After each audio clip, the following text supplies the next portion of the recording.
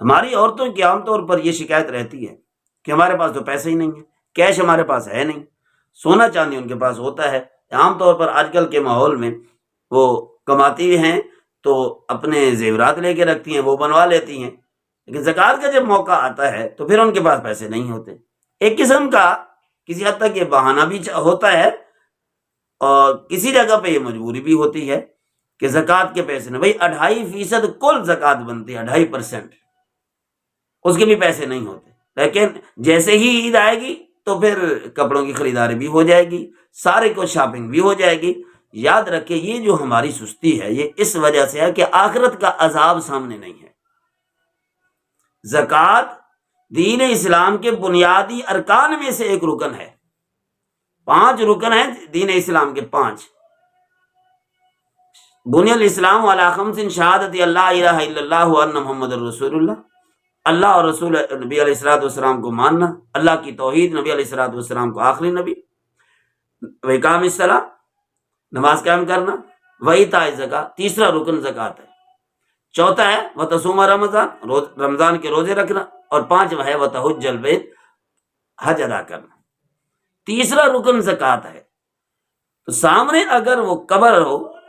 اس کی کچی مٹی ہو، اس میں حساب دینا ہو، اس کا عذاب سامنے ہو، اس کے اندر سوال و جواب اگر سامنے ہو، تو پھر سب کو سمجھ میں آ جاتا ہے کہ پھر ہم نے کیا کرنا ہے، اس کی وجہ سے ہم اس عذاب سے کیسے چھوٹ سکتے ہیں۔ پھر زکوٰۃ دینا آسان ہے، چونکہ وہ ہمارے سامنے نہیں ہے، اس وجہ سے ہم بہانے ڈھونڈتے ہیں، مرد بھی خواتین بھی اللہ تللے پورے ہوتے ہیں، ڈشیں ہماری پوری ہوتی ہیں، اور سحری افطاری کے کھانے پورے ہوتے ہیں۔ سحری میں تو افطاری میں ایک نہیں کئی کھانے ہوتے ہیں، بلکہ کئی عورتوں نے کہتے ہیں ہمارے ہاں جو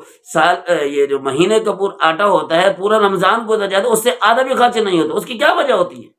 وجہ یہی ہوتی ہے کہ ہمارے کھانے پینے دوسرے طریقے سے پورے ہو رہے ہوتے ہیں، اور ڈشیں ہماری روزانہ پکتی ہیں، تو وہ پیسہ کہاں سے آ جاتا ہے؟ اگر خامن سے لیا جا سکتا ہے تو زکوٰۃ ادا کرنے کے لیے بھی خامن سے لیا جا سکتا ہے۔ ان چیزوں کو نہ دیکھیں کہ ہمارے پاس ہے نہیں، اپنے آخرت کے عذاب کو دیکھنے، بڑا سخت عذاب ہے، بڑا سخت عذاب ہے۔ یہی سونا ہمارے لیے عذاب کا باعث بن جائے گا۔ قرآن میں بھی ہے، 10ویں پارے سورہ برات کے اندر بھی ہے، اور اسی طرح احادیث کے اندر بھی کئی وعید نبی علیہ الصلوۃ والسلام نے فرمایا کہ جب زکوٰۃ نہیں دو گے، زکوٰۃ کا جو مال تمہارے پاس رہ جائے گا 2.5%، وہ باقی مال کو بھی تباہ کر کے رکھ دے گا۔ اس لیے ان چیزوں کا لحاظ رکھیں، اور اپنی آخرت کے اندر اتنی فکر کریں کہ ہم نے تو آخرت میں جانا ہے، پھر سوال جواب کون دے گا وہاں پہ؟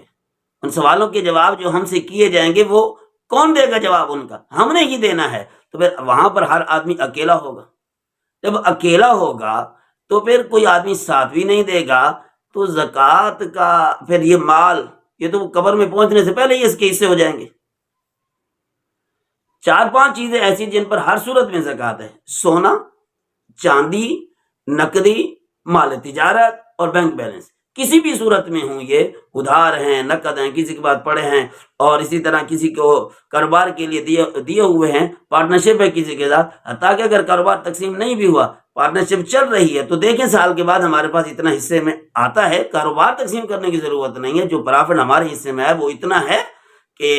52.5 تولے چاندی کے برابر پہنچ سکتا ہے، تو پھر زکوٰۃ دیں، زکوٰۃ ادا کر دیں، کاروبار چلاتے رہیں۔ بہرحال گزارش یہی ہے کہ ہم لوگ اپنی آخرت کو سامنے رکھیں، کیا پتہ اس پیسے کو ہم چکھ بھی نہ سکیں، اس کا فائدہ لے بھی نہ سکیں، اوپر سے بلاوا آ جائے ہم چل پڑیں اور اللہ حساب لینے کے لیے بیٹھے، پھر کیا کریں گے؟ ان چیزوں کو ضرور دیکھیں، ضرور دیکھیں، ایسا نہ ہو کہ اکیلی قبر کے اندر ہم پکڑے ہوئے ہوں، ادھر سے ہمارے وہ ختم ہو رہے ہوں، اور لوگ کیا ہمارے مال کے حصے کر رہے ہوں، اور جو کمانے والے تھے وہ پکڑی گئی۔ دوسری بات یہ ہے کہ اگر کیش نہیں بھی کسی صورت میں، تھوڑا ہے تو تھوڑا تھوڑا دیتے رہیں، حساب تو کریں۔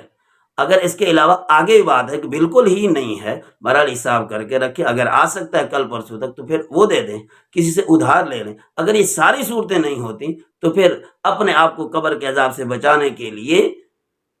تھوڑا سا سونا بیچ دیں، تھوڑا سا سونا بیچ کے وہ جو ہے اپنی جان چھڑا لیں قبر۔ انشاءاللہ جب یہ اس جذبے کے ساتھ آپ بیچیں گے تو انشاءاللہ اللہ پاک بھی معاف فرما